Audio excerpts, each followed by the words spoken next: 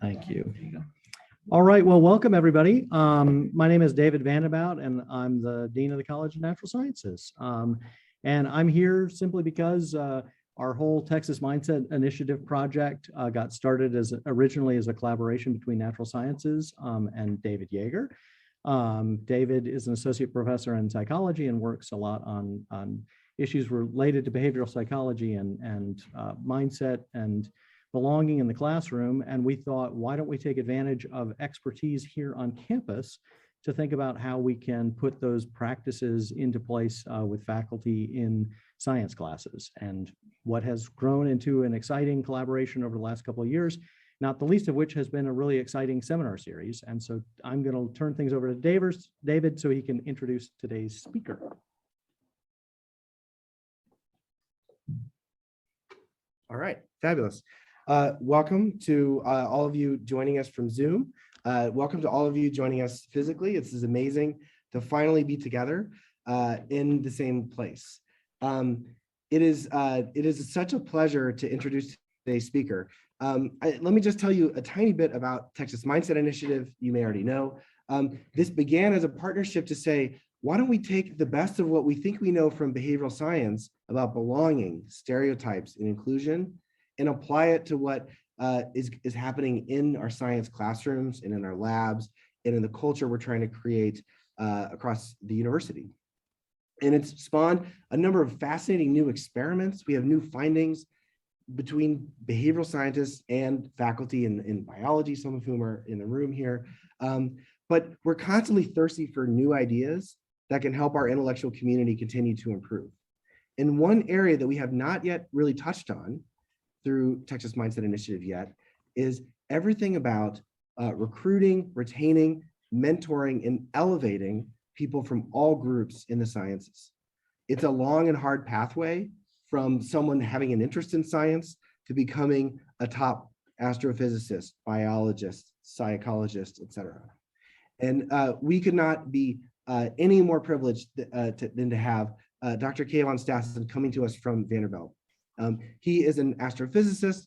He's a full professor. He is the founder of the Fisk-Vanderbilt Bridge Program, which has been a model for increasing representation in the sciences.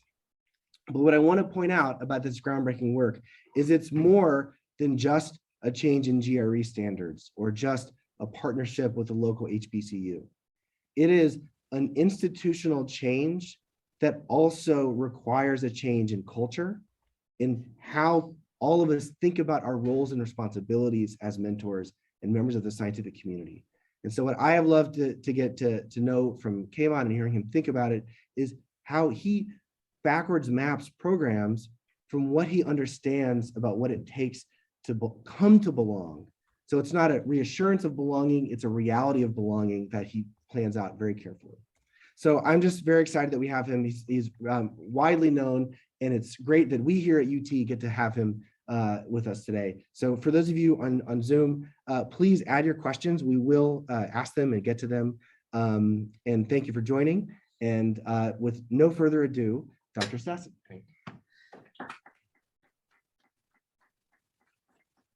Thank you. Thank you, David, the Dean, and David, the Director, or something. The Davids. Thank you all for coming, for making this time, for your interest in this topic. And it's a pleasure to be here with you, and just an honor. And David, great to get to spend some time with you and your team again. Thanks again. Been a very rich 3 days, culminating with this now. But so my charge today is to share with you some of the lessons learned over the course of running this partnership program between Vanderbilt and Fisk University that I will describe in some detail. Some of the lessons learned around strategies for how to diversify PhD programs in traditionally difficult to diversify subjects like the physical sciences. And I want to kind of share with you a little bit of a, there's the show on National Public Radio called How I Built This. You all familiar with that show? I love that show. There's going to be a little bit of an element of that to this, just to kind of kind of share with you some of what my experience has been as an individual, initially assistant professor to now, and starting with an effort that literally began with 2 students, and a dream of building a diverse world-class astrophysics laboratory, to now what I hope to share with you are some worthwhile lessons and kind of model components for how to do this kind of belonging work in STEM at the PhD level and beyond. So you're seeing here the first 2 students of the program at the upper right. Below that, you're seeing a much younger version of myself testifying before Congress around the importance of reaching into what the National Science Foundation now refers to as the missing millions in STEM, right? Individuals who have the potential and the capability, but who have been systematically turned away from advanced STEM training opportunities. At the lower right, you see an early version of my own research team, and at the upper left, you see a more recent version of my own research team. So it's been very fulfilling and personally rewarding for me to do this work. I want to start by framing this indeed around the idea of belonging, and I'm going to borrow a concept from my Vanderbilt colleague, Eric Carter, who works in educational research, and he studies what are the facets of organizations, groups, academic programs, what are the facets of those organizations that allow the participants in those organizations to feel that they belong, to know that they belong, not just to hear about belonging, but to in fact belong. And Eric describes this sort of 10 step process, and it really does begin at the top and kind of works its way around clockwise. To belong, you first have to be present. Okay, there's no inclusion if nobody's even letting you in the room. But that's just the beginning. Being present is not enough. It is necessary, but not sufficient, as we would say in physics. On the way to true belonging is feeling invited and welcomed and accepted and supported and befriended, and ultimately needed and loved. In the language of diversity and inclusion that we more often use, I like to think of this sort of progression as a progression from diversity, who's in the room, who's been invited to be there. That's a crucial first step, and I'll talk quite a bit about sort of the mechanics of that in our model program. But that's just the beginning. And so now we have, inclusion, which is, these aspects, and then ultimately building toward belonging. I'm going to now further translate those into now the very mechanical aspects of building and running a graduate program that has belonging as its core ideal and goal. But now how do you actually execute it, right? So diversity, who is present and invited, is who do you admit? How do you conduct your admissions process so that you are intentionally opening a door of invitation, and now you have a diversity of people in the room? That starts there. How do you then build community around those individuals so that everyone in the organization, in the program, feels a part and is a part of this community? Further, how do we mentor? What are the mechanics of mentoring? What are the steps? What are the tools? What are the implementations? You see, I'm a very concrete thinker. It's to a fault of being a physicist. It's like, okay, I have the principles, I have the philosophy. How do we actually do it, right? And I think that's actually been kind of the work of the last 15 years of building this model program, is translating the philosophy and the goals into tools and concrete action. So mentoring is a very, very important aspect of going from who do we let in and the community and the climate that create to training and supporting and uplifting and preparing people to achieve their goals and ambitions. And then finally, there's the personal relationships. I'm actually just going to go ahead and fade that out. If we were talking about undergraduate student, maybe if we were talking about sort of campus life and student life, we might talk more about those pieces. In the context of sort of professionalization, graduate and professional training, really, really want to focus on these concrete pieces here. Before I do that, I want to just give you, as a physicist, some of the sort of humbling beginnings of my own kind of journey and thinking and motivation around this. I'm showing you statistics of the diversity of PhD awardees in physics. These are compiled by the American Institute of Physics.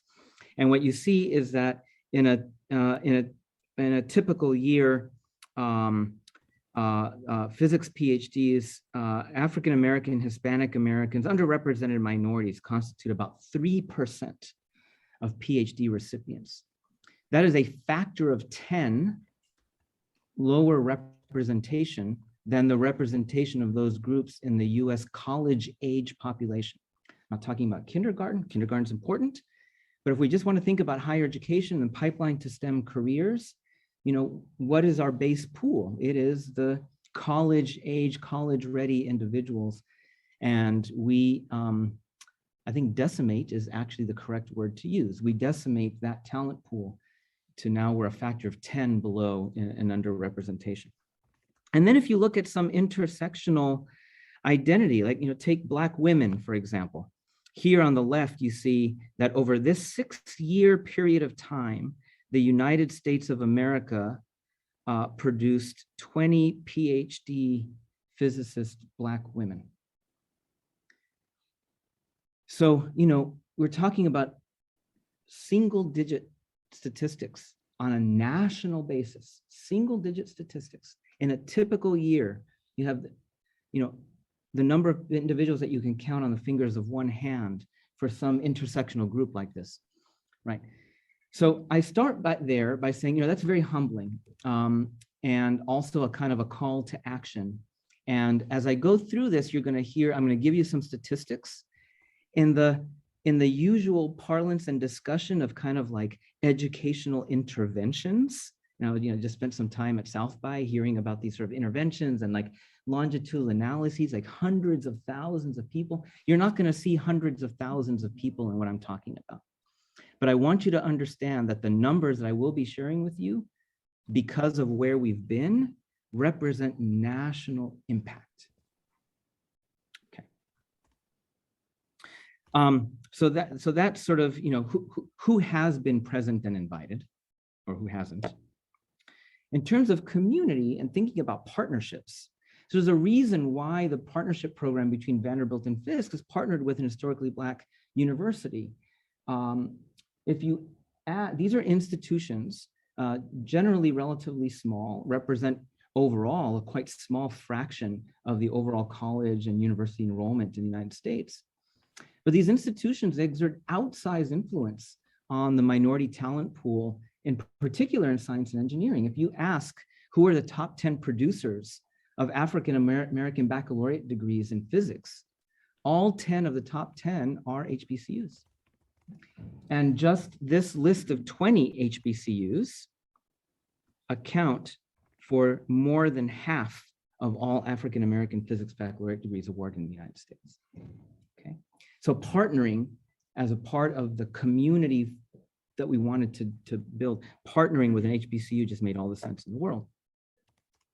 In terms of mentoring students and preparing students for success, you know, when I first started this work, you know, I can't tell you how many times I heard from, you know, really, you know, good, well-meaning colleagues who would say, you know, diversity is good and important, but look, let's face it. I mean, you know, we're overwhelmed with, you know, overly qualified, abundantly qualified students. And, you know, we work hard to, you know, admit and select the best. And yeah, you know, diversity would be great if that kind of, you know, happened too. But look, you know, we have processes to select and winnow down and bring in the best people, the people who are most likely to succeed. Guess what? It turns out when you actually look at the data nationally in the physical sciences, we do all that work to evaluate and admit and select the best and the most promising. Our PhD completion rate is actually nationally about 40%. Dean David will tell you that's an extraordinary, costly waste of institutional resources. Graduate education is expensive. And so to bring people in, fewer than half of, these are national averages, but fewer than half of whom will actually emerge with the credential that they came to get after some amount of investment institutionally it's a very lossy process. And this actually has nothing to do with underrepresented minorities, diversity, inclusion. This is just across the board in STEM. So we have not been doing a particularly good job of selecting for those who are really going to succeed. I mean, there's no criticism, of folks who apply and who we've been letting in, but as a system, can we be doing something better and more efficiently? So those were sort of the motivations for creating this partnership program. We wanted to have a way of capturing, inviting individuals especially from historically marginalized communities who have been systematically turned away from opportunities at the graduate level. And when I say that, I mean the folks who I'm going to be telling you about, that I'm going to be summarizing some statistics for, 201 before coming to our bridge program had applied to graduate programs and had been denied admission to any graduate program. Okay, so we're taking human material that has promise and capability but has been denied access, and we're opening a door of opportunity. And very importantly, we do it in partnership with Fisk University, developing that joint community. The students initially come in for a 2-year master's degree bridging experience. They get any coursework that they may need to be fully ready for the PhD program, research experiences to be ready to jump into PhD labs. We get them going on publishing right away so that they're experiencing that high-level scientific throughput and productivity mindset and aspect of performing at world-class research level, right? So we're doing that, and we're fully supporting the students financially the way that we do all of our doctoral students from the very beginning. Okay. I want to, before I go on and get into sort of the mechanical details and share with you the overall statistics, I have to show, so this is how I built this moment. I showed you at the beginning pictures of the first 2 students who came into this program. I recruited those 2 students myself. The program was basically, me and my physics colleague at Fisk. It was 2 of us working together. We were sort of the foot points of the bridge. The program was like a website and a brochure that I made in PowerPoint.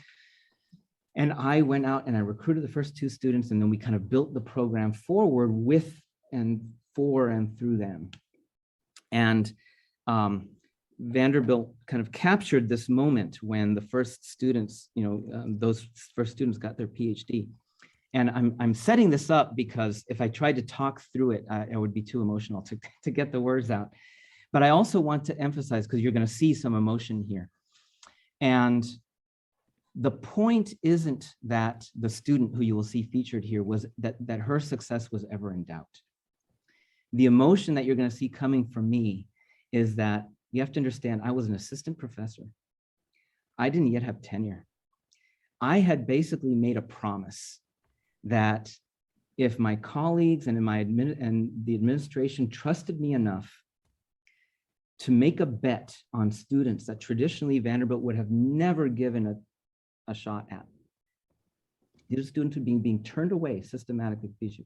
I made a promise that if they gave me a chance to build a program, to identify the right human material, train and mentor, that it would work. And when we got to the point where the first students were getting to the PhD, that's what you're going to see in my emotion. I never doubted Ebony's success and potential. It was more about, oh my God, maybe they'll give me tenure now.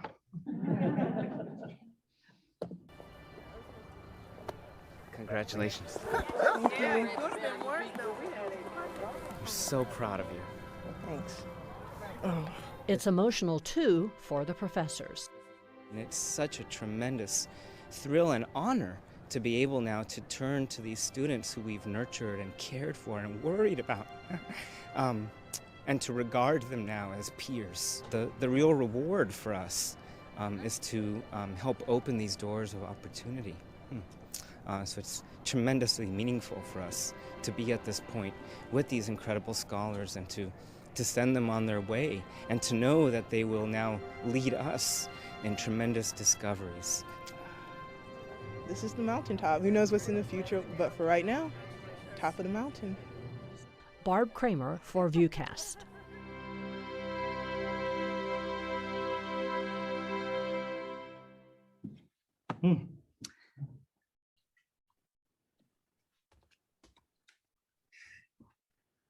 Sorry.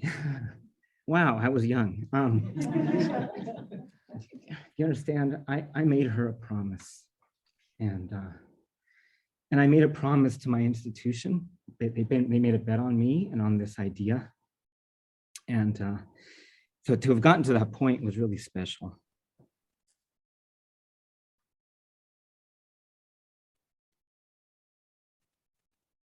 But it wasn't, and Ebony is now leading an entire division at Redstone Arsenal for the US Army. That was the career path that she wanted, just, great. Other tremendous firsts. Out of our program has come the first Black woman to, she ended up going to Yale for her PhD. That was the best research lab for her and what she was interested in. She became the first African-American woman to get the physics PhD from Yale University. The first African-American woman to publish, to lead an article in the journal Nature in astrophysics. The first member of the Sioux Nation to earn an advanced physics degree, the first Native Hawaiian woman to receive an NSF graduate fellowship, and the third Native Hawaiian ever to receive a PhD in astronomy. Very proud of them and their accomplishments and just kind of the trailblazing that they represent. But it's also even not just them. So I started this program in 2004. I handed off the leadership of the program in 2016. The program continues, but these are the statistics as they were in 2016. More than 130 students had come through the program. It's now over 160. In the physical sciences, 90% of the students underrepresented minorities, all US citizens. About half of the students are women. 85% complete the PhD. Fisk has become the top producer of African-American master's degrees in physics. Vanderbilt now ranks 4th in African-American PhDs across the physical sciences. We're not a particularly big school. Vanderbilt ranks #1 in underrepresented minority PhDs in astrophysics. We started with astrophysics. And these students are not just surviving, they're thriving and they're excelling and achieving most importantly, their career aspirations, but career aspirations that I think we would recognize as markers of excellence. So that was a little bit of how I built it and sort of what the outcomes have been. Now I just want to drill down a little bit into each of these facets of admissions and community and mentorship. So with regards to admissions, I would highly recommend to you, if you're not only familiar with it, this fantastic book by Julie Posselt. She's an educational researcher at USC. She did an ethnographic study, basically sat in and observed PhD admissions processes, sat with the admissions faculty, listened to their conversations, coded up what they were saying and kind of studied how that related to the outcomes of the admissions process in at 10 different institutions and these different STEM disciplines, asking, never mind what they say they're doing when they admit, like, what do they actually do? And she basically identified that at most places that there's sort of a two-step or a two-tiered process. The first one is initial screening. That's kind of a positive word. I mean, it's basically a filtering, right? Where with it, which functions to really narrow down the pool, and let's acknowledge, I mean, you have to do that, right? I mean, these PhD programs get large numbers of applicants. You can only admit so many. So how do you select down? And what Julie observed is that at most places, that initial step involves conceptions of merit, who deserves to be in this program, that are basically about risk avoidance and about looking for traditional markers of achievement, right? Like, oh, wow, well, you know, look at this person has achieved these things already. And so, hey, if we let them in, then probably they'll kind of keep achieving. Like we don't even have to do anything. And as a result, there's just this kind of tension with diversity goals. Even if diversity is being talked about in that initial step, it's kind of at the margins. Then now you've kind of really winnowed down the pool along these traditional markers of conceptions of merit. And now what Julie observed was this very kind of high principled language around the future of the discipline and the workforce and diversity and inclusion. Oh, but look, I mean, you know, among the finalist pool, like, gosh, there's like 2 women and there's like, you know, 1 underrepresented minority student. Let's make sure we try to get them because diversity is important. But you see it has come in kind of at the end as a marginal consideration. So continuing this work, Julie and some colleagues at the American Physical Society look specifically at, I'm doing a lot of physics-centric stuff because I feel like I can pick on myself and my discipline. And asking physics faculty who are involved in graduate admissions, what are the things in the graduate application process that you most pay attention to, that you give the most weight and credence to in evaluating applicants?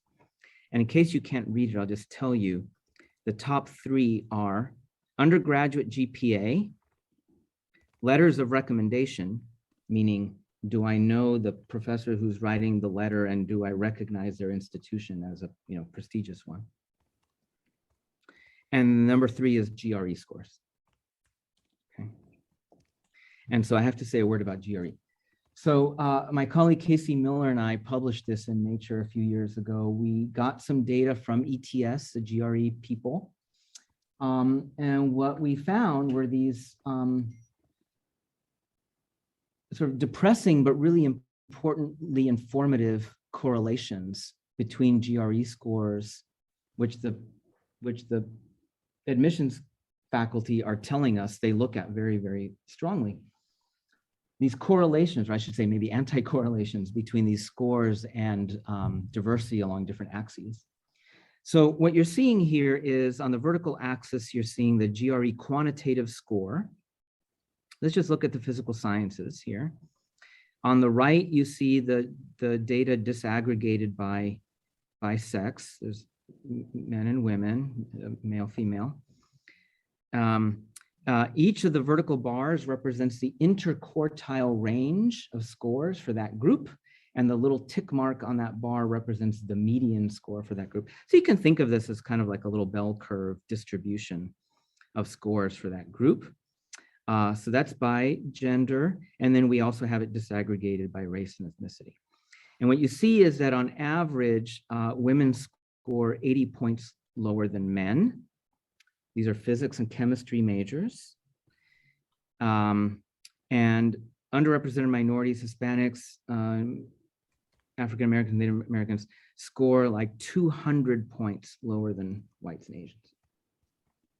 And these correlations are so powerful that they are by far the most, nothing correlates with GRE scores stronger than these 2 categories.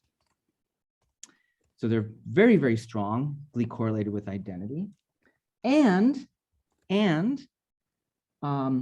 these are individuals whose undergraduate GPA in their major was 3.7 or higher. So these are folks who have made it through an undergraduate curriculum in physics or chemistry or earth science. They've gotten A's and B, you know, mostly A's and some B's, you know, A averages. And they pay the money to ETS to take the GRE, and they go on the Saturday morning to take the GRE, right? These are people who are at least thinking about going to graduate school. And now what you need to understand is this blue line up here.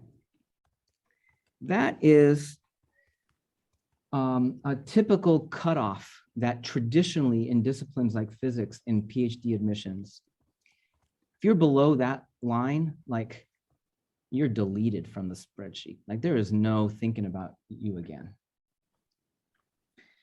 Never mind the undergraduate GPA, never mind the other things, like that number.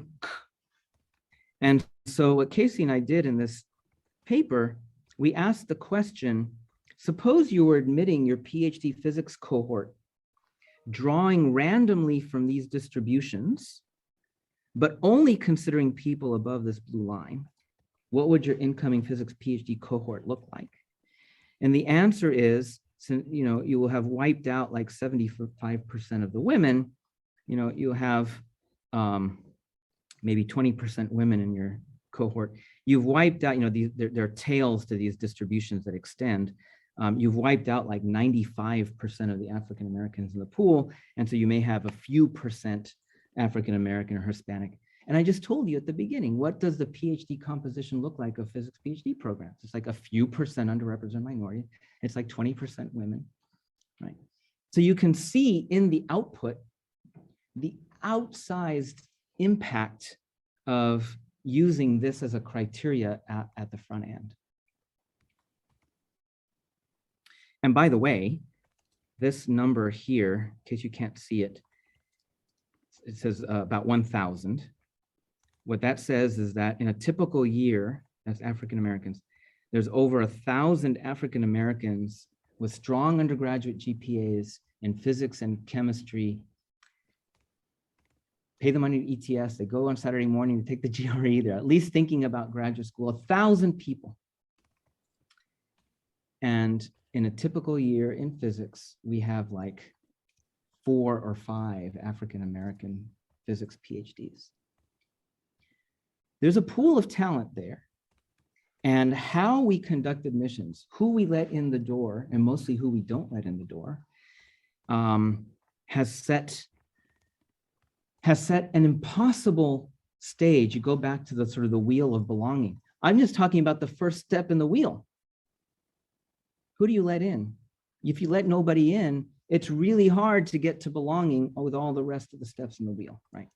So that's why I kind of linger on this admissions process so much. Julie and her physics colleagues doing this research also asked the question of all the things that you could do as part of the admissions committee, like what is the thing that you most don't do? Like you just, you know, like you think that's kind of crazy or stupid to do.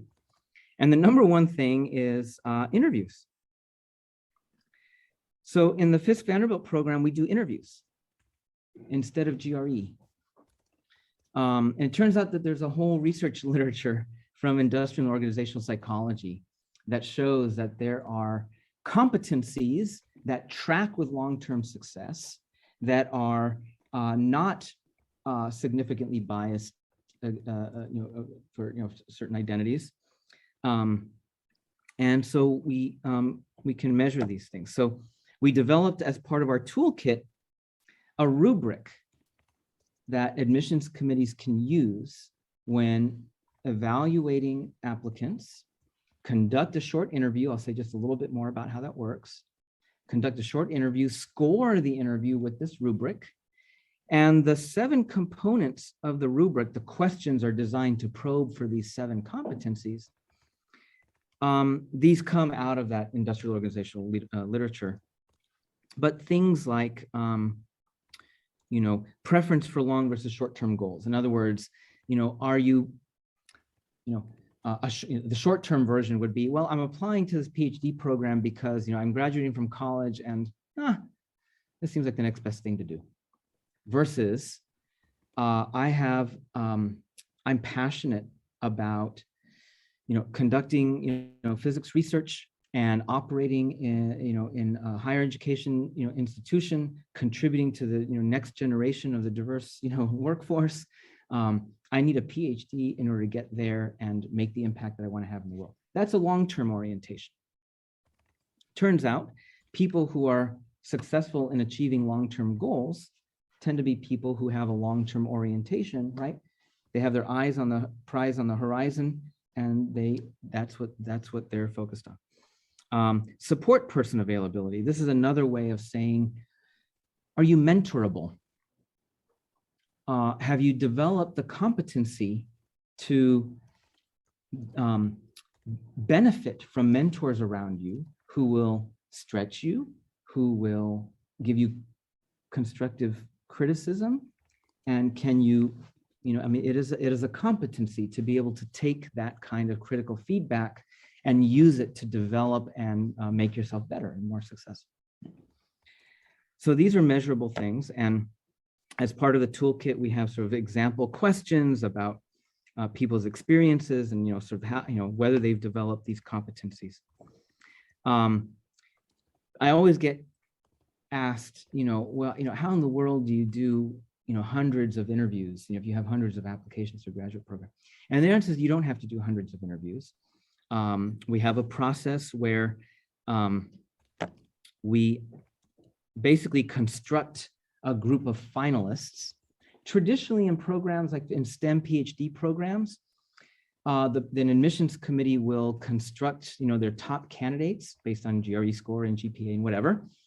And then they say, okay, we know we want to bring in 15 people. We know that in a typical year, our yield is 33%. So we're going to make 45 offers and hope that we get the 15 that we want. Right? It's a very kind of mechanical process. In this process, you make your list of 45 finalists based on some traditional filtering, which I think is fine, but now also looking for candidates intentionally through a diversity lens. Also, maybe through what you might think of traditionally as a high-risk lens. Individuals who maybe don't have many of those traditional markers, but there are aspects of their application that suggest with the right support, with the right mentorship, not only can they succeed, but they can be, that next change maker. And so, so now you're talking about a manageable number of interviews. You do the interview in a structured way, validated using this validated rubric. The hard part I find when institutions first start trying this is to trust the process. Because when you do this process, invariably two things happen. Thing number one that happens is that some of the folks that in the past you would have considered a sure bet actually, don't have, they may have some of those traditional markers, but they don't have these additional markers of long-term goal orientation, having those additional competencies that really, really suggest that they're going to persevere and that they're going to succeed. And the second thing that happens is some of the folks that you've included that traditionally you would have thought were such a high risk end up rising to the very top. And those are the folks that we've been bringing in. Folks who have applied to graduate programs and have been told no, no, no, no, no. And we do this holistic evaluation and we see their potential and we bring them in and we support them and they succeed. Let me actually skip that part. Let me get right to mentorship. So because I already talked a bit about sort of the community component from the standpoint of partnering with Fisk and all of that. But I do want to spend some time talking about mentorship because mentorship is such an important part of the sort of the infrastructure that that we need to be surrounding students with to ensure their success. And it's really kind of, in my experience, really kind of the engine behind sort of culture and climate change within graduate programs. When you think about what quality mentorship means, what it looks like, what it's for, in the process, you end up as a program kind of rethinking sort of your whole configuration and sort of your usual way of doing things. I was a part of a National Academy study committee that produced this report called The Science of Effective Mentorship in STEM. The second M is for medicine. I highly recommend this report. Actually, don't read the report. Instead, we also produced an online guide and toolkit. Just go to that. The report is great. But and and what you'll find in the report is sort of all of this research literature about why good mentorship makes such a difference, and how it leads to greater persistence and integration into the STEM academic community, and even things like more publications. And so mentorship is important. We wanted to create a definition, a kind of a working definition of mentorship, because one of the first things we found is that the word mentor or mentoring or mentorship means so many different things to people. And one of the things that it often means to people is something, well, sort of touchy-feely and kind of overly personal. And for sure, mentorship often, well, it is an interpersonal thing that involves, human relationships. So it's personal in that sense. But it was really important for us to emphasize this word right here, professional. What we're talking about in graduate and professional, right, education and training is the preparation and training and support of the up and coming members of the profession. And so anyway, can't emphasize that enough, right? This is a professional activity. We're developing the future of the profession. And so mentorship has to be thought of first and foremost as a mechanism for professionalization. Another aspect of this definition that I think is important is this idea of relational partners, this idea of mutuality, because I think very often think about mentoring, and the first thing maybe that comes to mind is this very kind of dyadic, unidirectional thing. There's the mentor, and there's the mentor and the mentee, and the mentor transmits knowledge and stuff, and the mentee receives it. And we really wanted to emphasize something more relational and dynamic and mutual. And so I think a couple of important concepts in this mentoring report that have been important features of how we do mentoring in our program is this idea of going beyond dyadic mentoring models to mentoring network maps. And this is just an article from Harvard Business Review that I happen to like about going beyond the myth of the perfect mentor. It does a nice job of describing this idea. Anyway, just to give you a feeling for how this works in practice. Students come into the program, and the first question is, this is kind of a forward visioning exercise. The first question is, what's your goal? Right? We're asking the mentee, what is your goal? What kind of research questions are you interested in? Right, this is a PhD program, so what kind of research questions are you interested in? What kind of long-term career are you interested in? Are you thinking like academic research? Are you thinking about like academic teaching? Are you thinking about government and policy? Or what? And people don't often have fully concrete, specific formed answers to these things.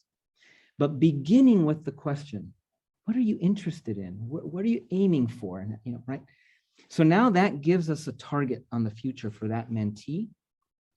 And now, having done that future visioning, we can now reverse engineer what are the steps that that student needs in order to get there. What skills do they need to learn? What training experiences are they going to need to have in order to be able to get into the best research lab to do the kind of research that they're interested in?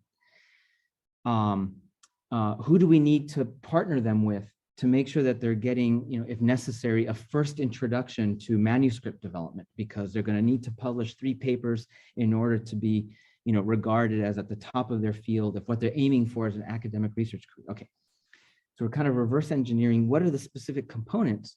And now, rather than asking who is the mentor who is going to make all that happen, the question is, what is the constellation of mentors? What is the team of mentors who each bring something to help that mentee achieve each of those steps toward that future vision for themselves that they're aiming for. This idea, I would say, has been really transformational. It was for us and how we think about, like, why are we even doing that? Why do we have a program? What is the purpose of the program?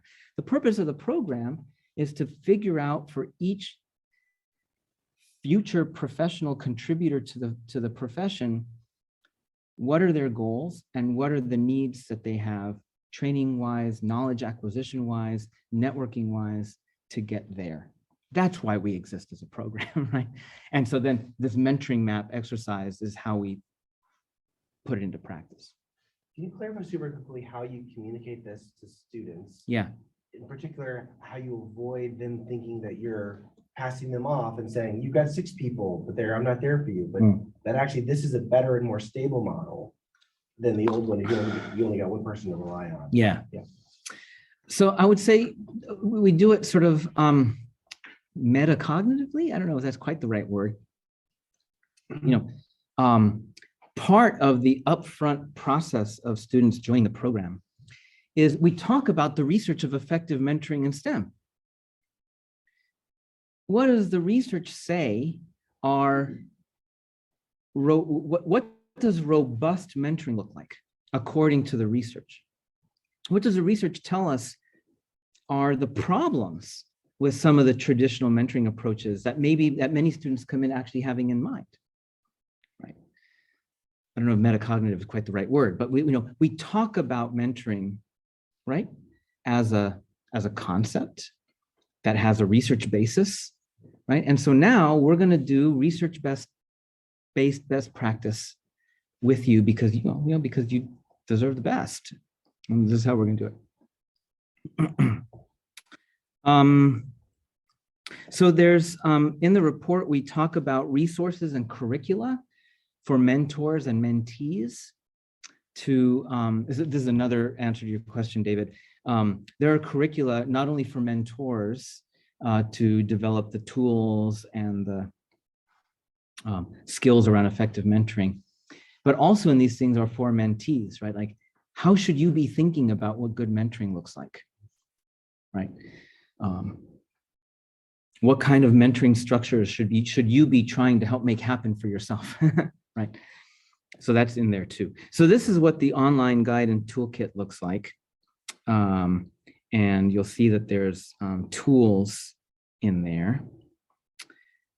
National Academies.org, mentorship in STEM, 2 M's. So I want to wrap up. And so let me summarize what I've been talking about, and then I'm going to show you one last little video because I can't help it. But just to kind of summarize, I would say the main messages here is what worked for us. We've had some good impacts. We hope that the model that I've tried to kind of describe to you and that we've toolified to the extent that we can be adopted and adapted. Community building and partnering with minority serving institutions is very important to the extent that that's possible, wherever you may be. It is just the fact that there are large pools of underrepresented minority talent at these institutions. And so thinking about institutional partnership as part of creating that community is really important. Sorry that I keep taking my glasses on and off and on. What happened when I turned 40 is that my eyes stopped working, and now I have to do it. The master's degree, really useful to think about. I'm not quite sure who I should be looking at when I say this, but especially in STEM programs. STEM programs always have master's degrees on the books. Traditionally, they're used as like consolation prizes, like, oh, you failed the qualifying exam. Here, take a master's degree. But so we have those master's degrees on the books. They can be used as deliberate professional stepping stone training opportunities. That's basically what we've done. We need to stop misusing the GRE. There are better and more holistic methods, as I've tried to show you. And then mentorship matters a lot. We need to be not just looking for prior markers of achievement. We need to value capacity for growth and think about mentoring not as remediation. We need to think about graduate education not as a prize for those who are most deserving, We need to think about graduate education and mentorship as how we deliver on the promise of preparing the future for the field, right? Sorry to sort of wax philosophical there for a minute. Okay, so I just want to now, that's what you should remember. This last thing is really just, this is coming back to the how I built it for just a minute, because I'm sure that among the folks here in the room or online are people who are like I was as a graduate student, postdoc, assistant professor, thinking, how do we change this so that we're more effective, so that we're delivering on a promise that we make at least implicitly and maybe even explicitly. In the course of building up the Fisk-Vanderbilt program, a number of things that I never planned on happened. So this is my message of saying, if you're a builder, build, and good things happen. So out of the Fisk-Vanderbilt program, we've gotten some good publicity and press. I was then asked by my chancellor to lead Vanderbilt's first ever diversity and inclusion strategic planning process.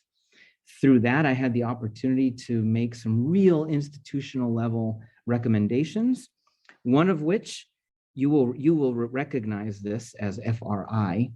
We said, we have a real problem at the undergraduate level, like at the freshman, sophomore level, of retaining, especially our underrepresented students who come in with a desire to do physics and chemistry and biology. And at the end of their freshman year, they're convinced that the last thing they want to do is physics, chemistry, right? So we need to provide immersive research experiences. So we recommended that, and now that's in place. We said, we're losing out on the opportunity to diversify our faculty, where we do a lot of work now through like our bridge program to diversify the PhD pool. These folks are getting postdoctoral opportunities, and then we fail to capture them into our faculty, and faculty diversity is a priority. So we've developed this academic pathways postdoctoral fellowship program to diversify the faculty. These are all things that started with this seed and ended up having impacts across multiple dimensions of the institution. I also then ended up getting invited to serve on this NSF committee called the Committee on Equal Opportunity in Science and Engineering.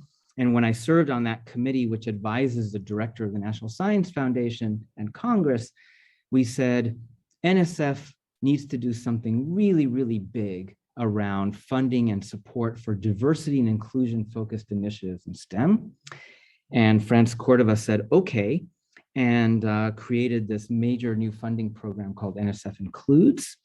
That is a potential source of funding for these kinds of initiatives if you're interested. Finally, I told you that I handed off the leadership of the Fisk-Vanderbilt program in 2016. And I did that because I wanted to try something new. Decided to really sort of broaden my own conception of diversity and to start thinking about neurodiversity. People with autism, other neurodivergent conditions, right? What does mentoring, what does admissions and community and mentoring need to look like for people who represent diverse communities in this very, very different way from other forms of diversity? So we launched this Center for Autism and Innovation. And can I just show you a brief video clip? I'm proud of this. No matter where they are on the spectrum, many adults with autism have a difficult time finding a job. Even making it past our first interview can be challenging. But that may be starting to change. As we found out, more companies are discovering the potential of people with autism, and some are now actively recruiting for talent on the spectrum.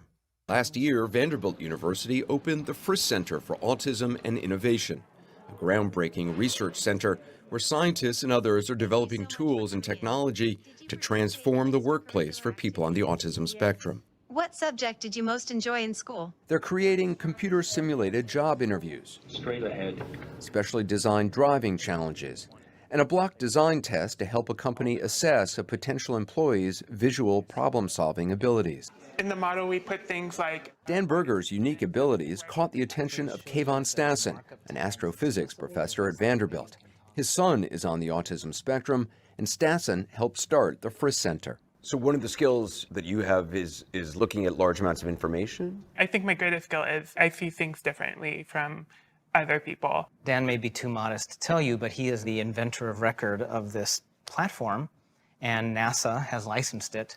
NASA is using Filtergraph that you invented. Yes. I mean, the brilliance that, Dan, that you have, that's going to become increasingly important. There's only going to be more and more data coming down the road. And I feel like people who can understand the data, that's going to be more important. Having the job is important to me because otherwise I would become very financially dependent on my parent, asking them, can you buy me this? Can you buy me that? It's just been nice to be able to go home and talk to my parents about what I did during the day. They must be very proud of you. Yeah. They always say they're not surprised, so. I'm going to stop there. You know, I thank you for bearing with me and doing that. I don't know if you expected any of that. But, you know, when you invited me to do this, I felt like, you know, there was this sort of the mechanical aspects of, you know, how you do diversity inclusion in graduate education in STEM. But I also suspected that there was an element of, you know, future leaders who are going to be the next movers and shakers and, you know, shaking these places up and making these institutions more inclusive and better. And I wanted to share some of that with you as well. So thank you for your time.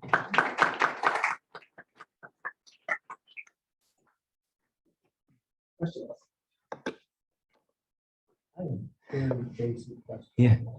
When you're thinking about admissions, is it to the bridge program or is it after that? Okay, so Dean Vanderbilt's question is, when we're thinking about admissions, are we thinking about admissions into the bridge program or after the master's? So it's both, but in the sense that you mean the question, it's to the bridge program. The reason I say both is because technically the students who come into the bridge program, they are initially admitted into a master's degree. You know how it works, right? Students are admitted into 1 degree program at a time. So they're admitted into the master's degree program. And so then technically when they're ready to transition to the PhD program, they have to apply and be admitted to the PhD program. The fact is that application and admission process into the PhD program, in the context of the bridge program, if the students have fulfilled the requirements, and 85% of the time they do, then they, you know, that is a seamless transition. Okay, so when the students apply to the bridge program, they are admitted into the bridge program, initially into the master's stage, then through the mapping and the training and the mentorship, if all goes well, then they continue right on through. Yeah. Hey, I'm Caroline Morley. I'm an assistant professor in the astronomy department. Thanks for the wonderful talk. One of the things that we've noticed doing grad admissions in the past few years is that if we're trying to aim to get this like really diverse class of all the best people, they end up with a much more heterogeneous set of past experiences, right? Of what schools they're coming from, what their classes are like. Yeah. How do you deal with that and kind of making it so that you can kind of pull everybody up together once they're joining your program? Yeah, that's a great question.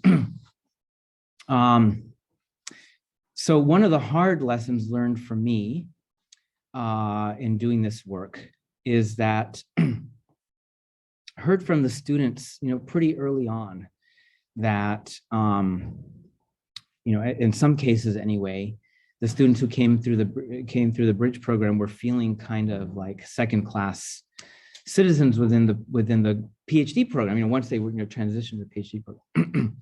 And that in part, that second-class citizenness had to do with just the simple fact that the process was different. And so the solution, and, you know, sometimes I think that it was, you know, I should have thought of this sooner, but the solution was actually those processes of asking when students first arrive at the program, what do you need to be successful here, right? Let's map that out. And if you do that for everybody, you know, the details for each student will be different, but you're providing the same robust forward visioning and reverse engineering process for everyone. That's what we found really made a big difference there. Becky, you have questions in the chat? I do, yes. This one is from Telly Zamudio, and this is kind of a question about one of your charts you put up. One of the categories of the don't use graph was familiarity proximity. What does that refer to? It was like the things that graduate programs don't. Oh, yes, I know what you're talking about. Right. Okay, so the question is, when I showed from the graduate admissions research, asking graduate admissions faculty, what did they use most? And then also what did they use least? One of the things that's on the chart of what they use least was labeled proximity. What was it again, Matthew? Yeah, familiarity. Proximity and familiarity. That faculty say that's one of the least things that they use. I kind of skipped over that, but indeed, right? You know, think about what we're doing with our bridge program. The students who come through the bridge program, by the time they're ready to transition into the PhD program, what have they benefited from? They've benefited from proximity and familiarity with faculty, right? And so by the time they're ready to transition in, faculty who traditionally would have said, no, you're not, you are not admitted to this program, right? Now, in this case, in large part because of proximity and familiarity, among the other things that I discussed, now you have faculty who are like, I want you in my lab, right? So that's what that's referring to. I have a question, but I want to make sure graduate students, especially postdocs, postbacks, get a chance at it. I have a question, but I'll just say it.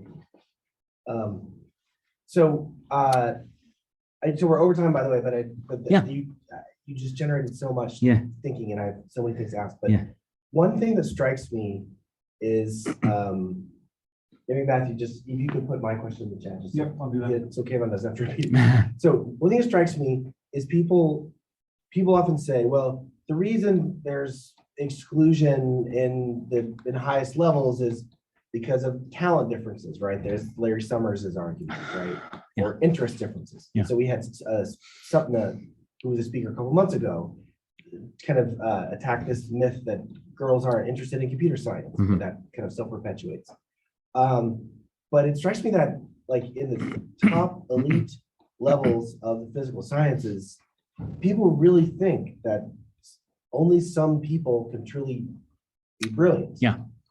And it seems like you've taken a very interesting swipe at that argument in the sense that you prove it wrong, not in principle, but by making sure that people actually make fundamental contributions to science, right? That includes argument is there are 1,000 more people who could be making science better if they were here. And could you just kind of talk about the relationship between like making that argument true from not just you got people to graduate, right? It's not just people walked through, it's that they changed the field you're in, they changed the science, they made the contributions. And it feels like that's something a lot of people miss when they think about diversity and inclusion. I think it's just admissions, but it's really making the contributions a reality. So I don't need to repeat that. No, okay. Great. I love this question. So let's see. So when I'm feeling kind of prickly about that question, I have had colleagues, right, say that to me, right? But Keivan, diversity would be great, but we want the best, right? Don't get me started on everything that's embedded in that phrasing. But anyway, so I say, but we want the best, right? And so when I'm feeling prickly, I'll say, so are you like the one best? Like you're the best? Like if somebody rank ordered all astrophysicists in the world ever, or alive today, the consensus would be that you are number one. Oh, no. Oh, so you're not the best. Oh, you mean you're among the best. Okay, so like how far down? You're telling me you're not at the very top. You're somewhere down from there. And you're saying that the line should be drawn somewhere below you. But you see what I'm saying? Like if I'm prickly, I'm like, I just kind of attack that notion of the best, right? But that's actually not the most helpful answer, obviously. So my feeling is this. So now here's my more real answer. I think there's such a thing as talent and, I don't know, proclivity and inclination for things. It has to be true that not every single human being can be a PhD physicist. So, you know, I absolutely grant that there is such a thing as talent and orientation and proclivity and interest that in some way, shape, or form combine to, you know, make it so that some people really are, you know, better for this versus that. But what you're getting at is that, you know, clearly, I mean, I think the data and the evidence bear out that, you know, we underestimate traditionally by at least a factor of 10, maybe more like a factor of 20 or more, what that population of people is who can do this, who want to do this, who with the right opportunity and support not only will do it, but will do it spectacularly well, right? That's how I think about that.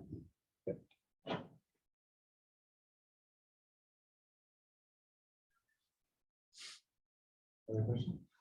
I think we have time for one more. There's actually another event scheduled for this time. Oh. Yeah. I'm not going to form this question correctly. That's but okay. I just was going to say thoughts, which is that I was really trying to embed myself into the HBCU kind of relationship that you not only have with your collaborators at Fisk, but also the students from there who are kind of being incorporated into the Vanderbilt, you know, environment.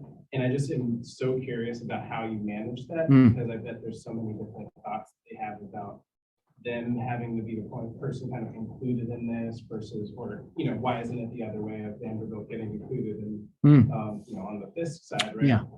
That I think for me, for example, when I was choosing undergraduate schools, I was like, oh, well, I'm HBCUs, even though both my parents went to them for, you know, undergrad and further, I still felt like, oh, well, I should go to other institutions. Yeah. So anyway, I'm so curious about that, but that's not something that you have to answer right now. I just, yeah.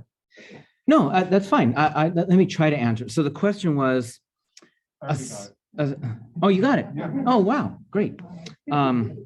Okay.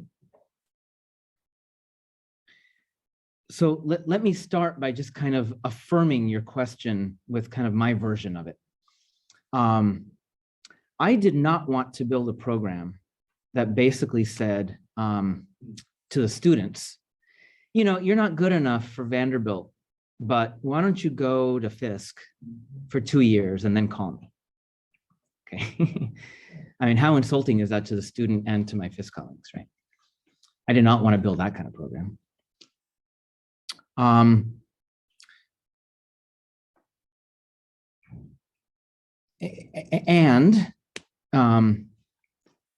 It is the case that, you know, the PhD is sort of the, you know, the ultimate terminal degree, right? So there's sort of no getting around the fact that there is kind of a sequence of things if, you know, if ultimately you want a PhD. And it was the case that, you know, Vanderbilt has PhD programs, Fisk does not. Okay. But so just by that nature, necessarily kind of the flow has to be, you know, from one to the other. But even then, very mindful about this idea of like, but Vanderbilt is the destination. And you can kind of soft land over here and they can kind of like, you know, soft glove you, you know, and then, you know, kind of kick you over and we'll, you know, then we'll beat you up. Didn't want that to be the spirit of the message either. So really tried hard to create a program the Fisk-Vanderbilt program. And okay, so that's just sort of the name part, but then, how do we actually do things, right? Back to Dean Vanderbilt's question, when we admit the students, they're not being admitted, they didn't apply to Fisk. And then we're sort of saying like, oh, maybe they'll be interested in Vanderbilt. They didn't apply to Vanderbilt and we said, oh, you're not good enough, go over there. We said, we have a program. We work together to bring the best of what we have to offer together to offer you something really special, right? And we want you to apply to this program. So that was a part of it, right? Another part of it is at the end of the day for PhD work, right? I mean, research, obviously there's coursework and there's other stuff, but research is kind of the singularly special thing, right, about PhD training. And so we really wanted the research to, and because of that, therefore, research is always necessarily a kind of an engine for what students experience in their PhD training and whether they get positioned for success beyond. And so we wanted the research also to be collaborative and joint and mutual. And so in all of the grant funding that we've written and received, sometimes Fisk is the lead institution, sometimes Vanderbilt is the lead institution. We've tried to make sure that the dollars flow, to both, right? And in the process, the research that the students experience as a part of the bridging process is research that involves Fisk labs, it involves Vanderbilt labs, and there's research and there's papers being written by faculty at both together, right? So the Fisk-Vanderbilt, to me, actually, behind all of that is this mutuality and jointness and a kind of a presentation and an offering of a special experience that is singularly kind of both together. Does that help? That's amazing. Amazing answer. So beautiful. Yeah. Thank you. Great. Thank you. Let me just equip a couple closing remarks. I just want to say, first I want to ask you to join me in thanking Dr. Stassun for that amazing talk. I want to echo something he said at the very beginning, which is that the goal is not to tell people that they belong, but to allow them to come to belong. And I think what I take away more than anything is this idea that for those of us who have the power to change how programs work, change how our resources are allocated, change how we spend our time and who we spend our time with, those are valuable resources that can create belonging for so many more people in not just science, but just in the future of our economy and in our world. And so I think this is a real kind of call to action for us, but also gives us a set of tools and principles that I think we can build on.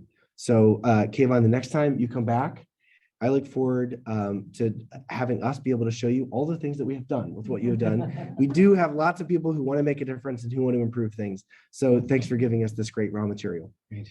So thanks again, everyone, and hope to see you again soon. Okay. Thank you, people online.